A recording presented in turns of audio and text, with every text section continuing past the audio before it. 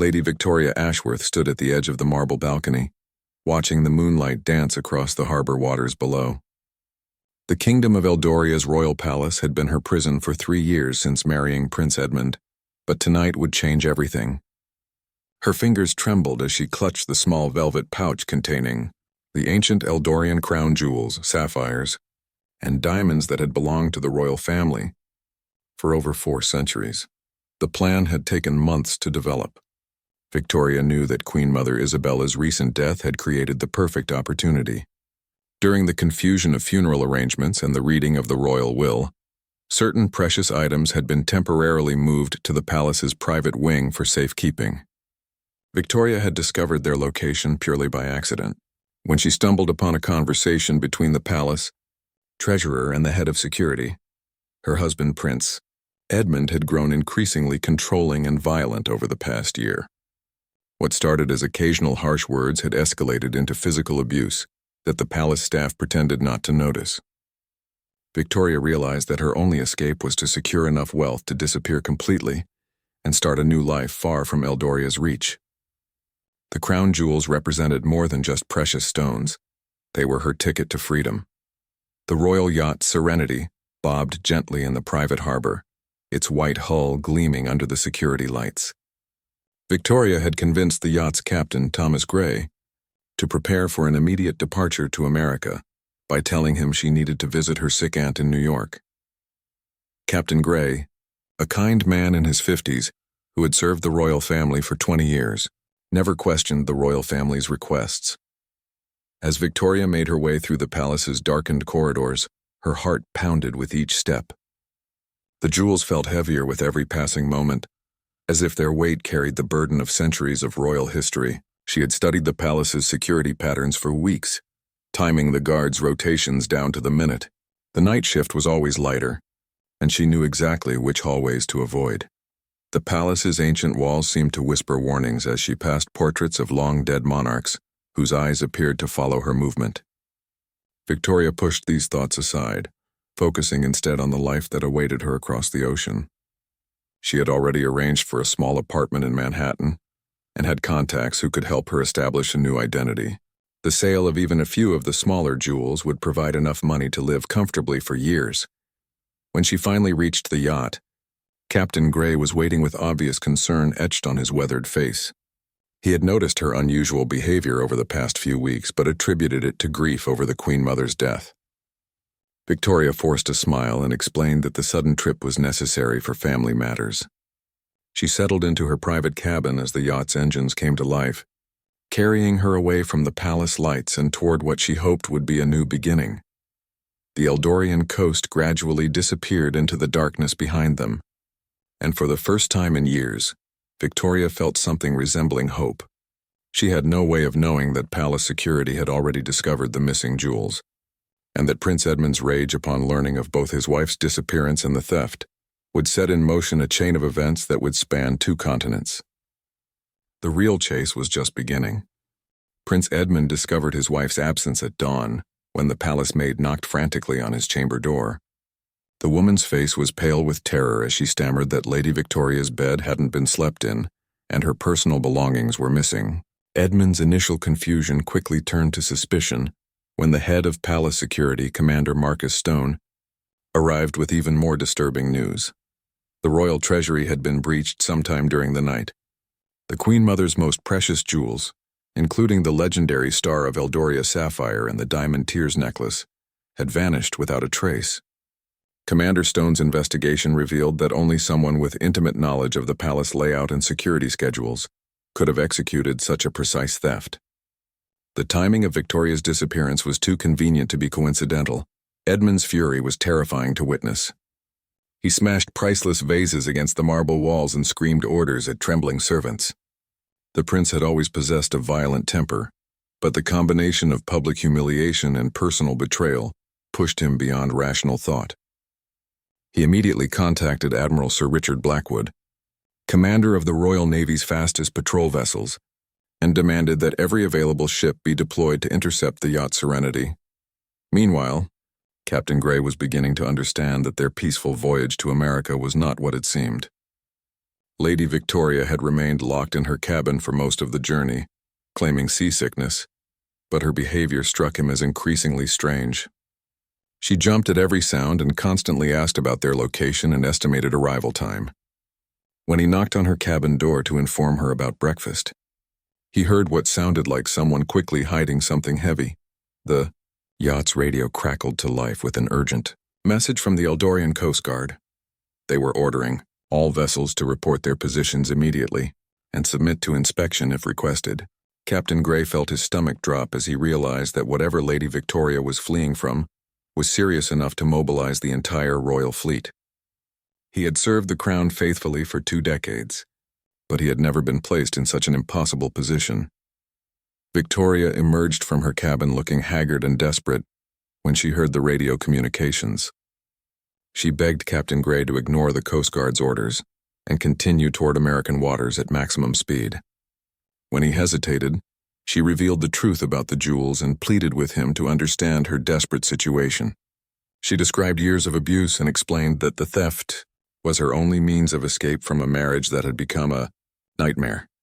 Captain Gray found himself torn between loyalty to the crown and sympathy for a woman he had watched suffer in silence. He had noticed the bruises that Victoria tried to hide with makeup and had seen how she flinched whenever Prince Edmund raised his voice. The moral complexity of the situation weighed heavily on his conscience as he watched the radar screen show multiple vessels approaching their position. The Thai First Royal Patrol boat appeared on the horizon just as the sun reached its peak.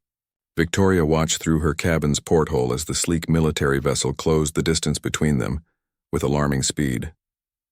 She clutched the velvet pouch containing the jewels and wondered if her desperate gamble for freedom was about to end in capture and disgrace.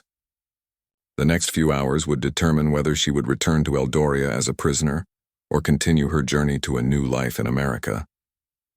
The Royal Patrol boat drew alongside the Serenity with military precision, its crew armed and ready for action. Commander James Mitchell, a stern officer with 20 years of naval service, boarded the yacht with a team of 6 guards. His orders from Prince Edmund were clear: search every inch of the vessel and bring Lady Victoria back to Eldoria, along with any stolen royal property.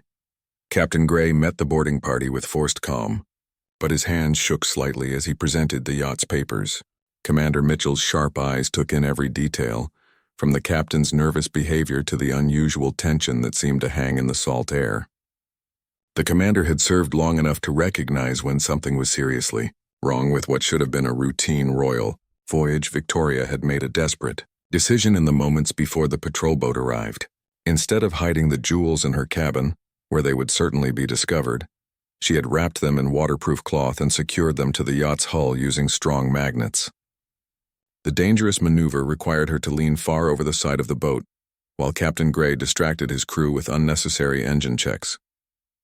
When Commander Mitchell demanded to search her quarters, Victoria submitted with apparent cooperation, even helping to move furniture and open every drawer and storage compartment.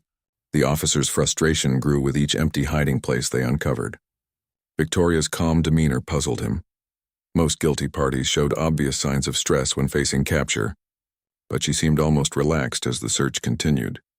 The interrogation took place in the yacht's main salon, with Victoria seated across from Commander Mitchell, while armed guards positioned themselves at every exit. The commander's questions were direct and accusatory, but Victoria had prepared for this moment. She claimed that her sudden departure was due to receiving urgent news about a family emergency in America, and she expressed shock and hurt that anyone would suspect her of theft. Captain Gray watched the proceedings with growing admiration for Victoria's composure under pressure.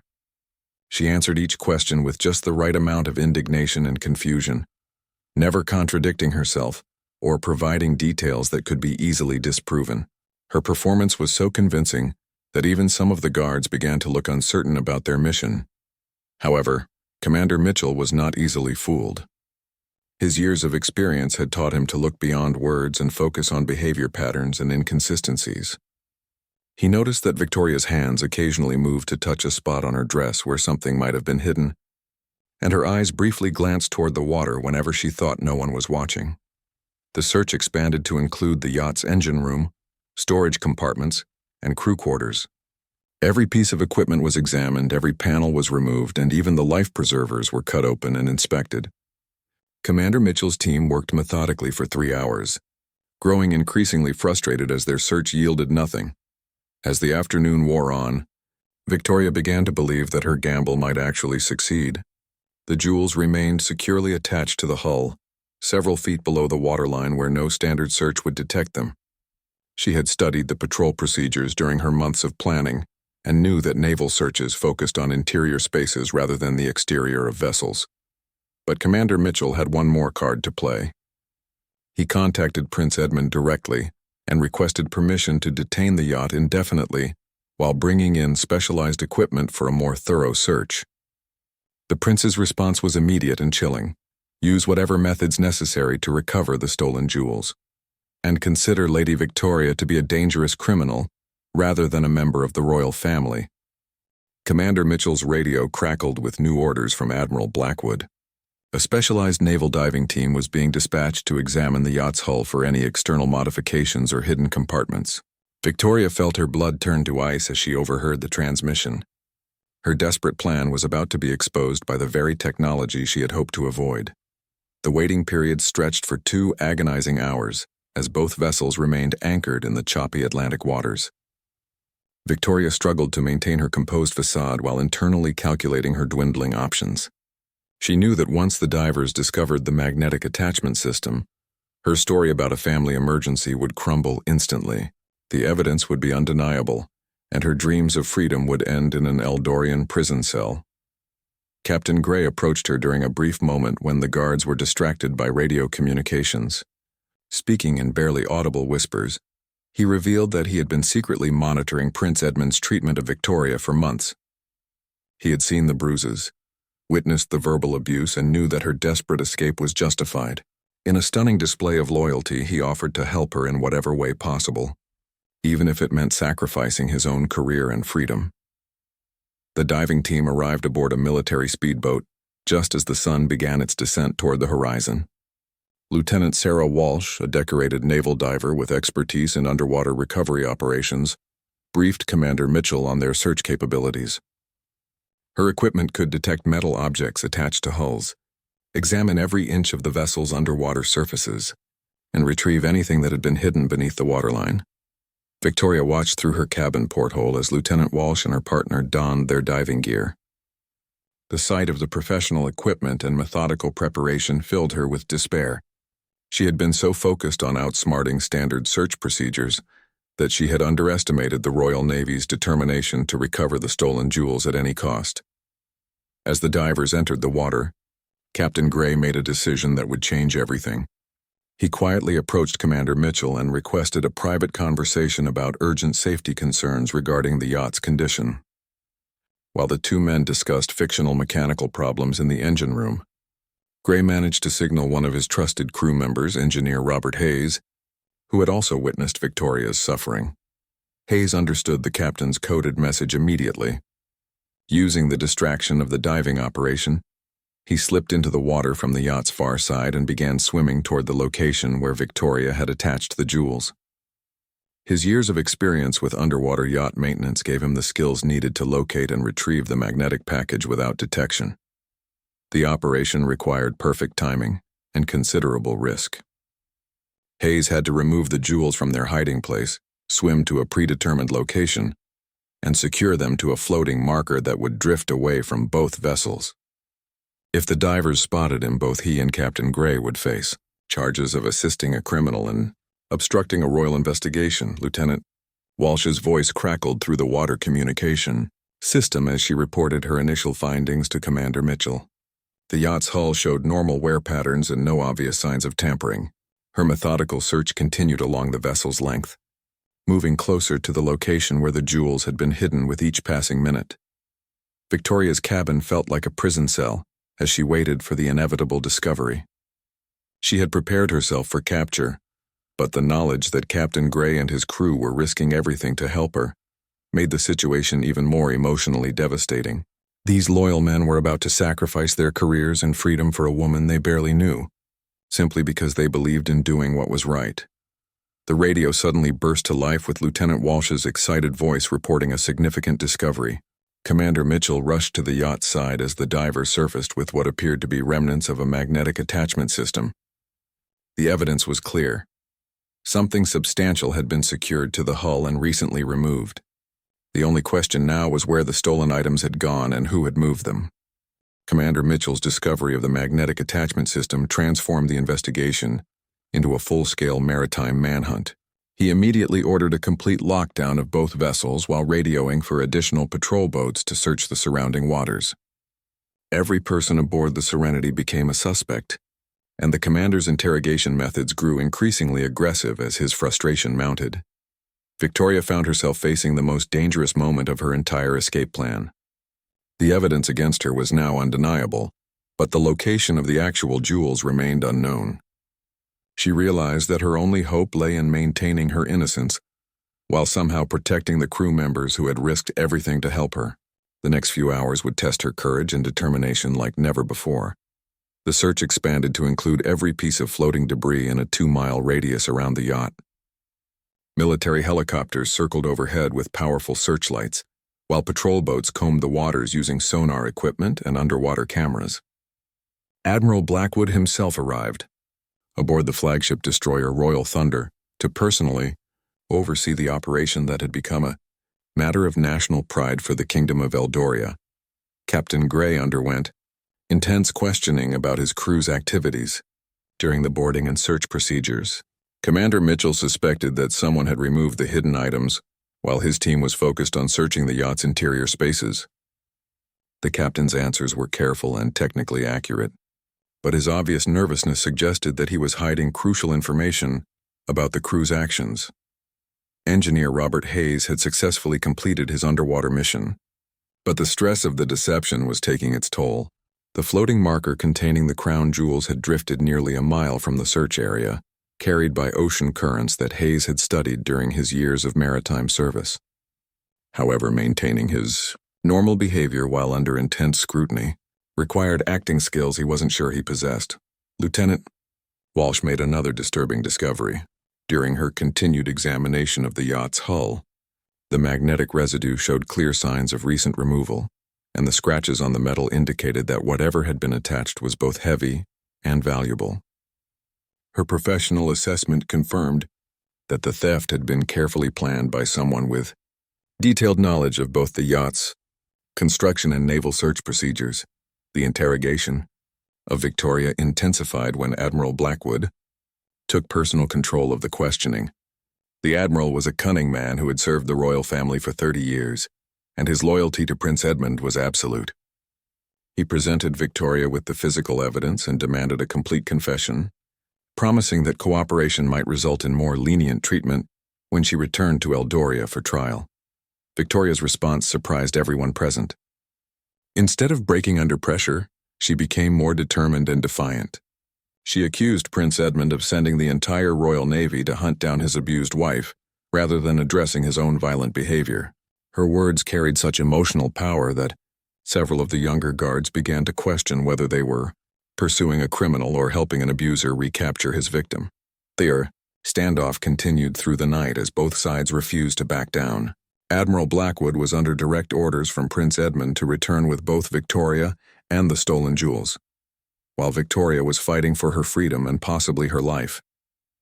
The crew of the Serenity watched nervously as military personnel continued their methodical search of the surrounding waters.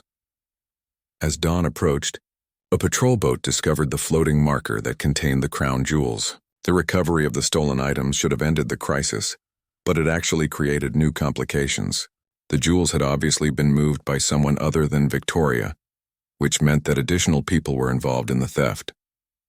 The investigation would now focus on identifying and prosecuting everyone who had participated in the conspiracy. Captain Gray realized that his career and freedom were forfeit the moment the jewels were discovered. However, he had made peace with his decision to help Victoria escape her abusive marriage. His final act of defiance was to request a private meeting with Admiral Blackwood, where he planned to take full responsibility for moving the jewels and absolve his crew of any wrongdoing.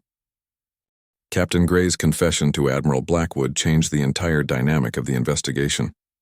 He admitted to helping Victoria hide the jewels but insisted that his crew had acted under his orders without knowledge of the theft.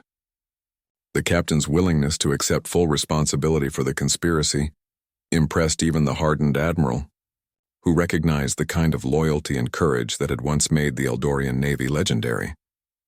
Admiral Blackwood found himself facing an unexpected moral dilemma. The evidence clearly showed that crimes had been committed, but the circumstances surrounding those crimes painted a disturbing picture of domestic abuse within the royal family. Several crew members had privately confirmed Captain Gray's account of Prince Edmund's violent treatment of Victoria, creating a situation that went far beyond simple theft. The recovery of the crown jewels should have resolved the crisis, but Prince Edmund's radio communications revealed his intention to charge Victoria with treason rather than theft. The prince wanted his wife to face the death penalty as an example to anyone who might dare to defy the royal family. His vindictive demands shocked even Admiral Blackwood, who began to question the prince's fitness for future leadership of the kingdom. Victoria's final confrontation with the naval forces took place on the deck of the Serenity as the sun rose over the Atlantic Ocean. Surrounded by armed guards and facing certain capture, she delivered a passionate speech about the abuse she had endured and her desperate need for freedom. Her words were broadcast over the radio channels being monitored by news organizations around the world, transforming her personal struggle into an international incident. The story of the abused princess who stole the crown jewels to escape her violent husband captured global attention within hours. Human rights organizations condemned Prince Edmund's pursuit of Victoria, while women's advocacy groups rallied to her defense. The Kingdom of Eldoria suddenly found itself facing intense international pressure to address the domestic violence allegations rather than prosecuting the victim. Captain Gray's loyalty to Victoria extended beyond his confession to Admiral Blackwood. He had secretly contacted American authorities before the jewels were discovered, providing them with detailed evidence of Prince Edmund's abuse and requesting political asylum for Victoria. The captain knew that his own fate was sealed, but he was determined to ensure that Victoria would find the safety and freedom she deserved. The final resolution came through diplomatic channels rather than naval force. The American government offered Victoria political asylum based on the documented evidence of domestic abuse, while agreeing to return the stolen crown jewels to Eldoria as a gesture of goodwill. Prince Edmund's furious protests were overruled by his own father, the king, who recognized that pursuing Victoria would damage the monarchy's reputation permanently. Victoria's arrival in New York marked the end of her harrowing journey and the beginning of a new chapter in her life. The media attention had made her famous around the world, and several publishers offered substantial advances for her memoirs. More importantly, she had inspired countless other women trapped in abusive relationships to seek help and find the courage to escape their own dangerous situations. Captain Gray faced court-martial proceedings in Eldoria, but the international attention surrounding the case forced the Royal Navy to treat him with unusual leniency. His sentence was reduced to early retirement with loss of pension, rather than the imprisonment that Prince Edmund had demanded. Many of his fellow officers privately regarded him as a hero for protecting an innocent woman from further abuse. The crown jewels were returned to the royal treasury, but their recovery could not restore Prince Edmund's damaged reputation. The worldwide publicity surrounding his wife's escape had exposed his violent nature and made him unsuitable for future kingship. Within 6 months, he was quietly removed from the line of succession and sent to live in exile on a remote royal estate. Victoria established herself in Manhattan, where she became a prominent advocate for domestic violence prevention and women's rights. The jewels had served their purpose by providing her with the means to escape, but her real treasure was the freedom to build a life without fear. Captain Gray received regular letters from her, filled with gratitude for the man who had risked everything to help a desperate woman find her way to safety.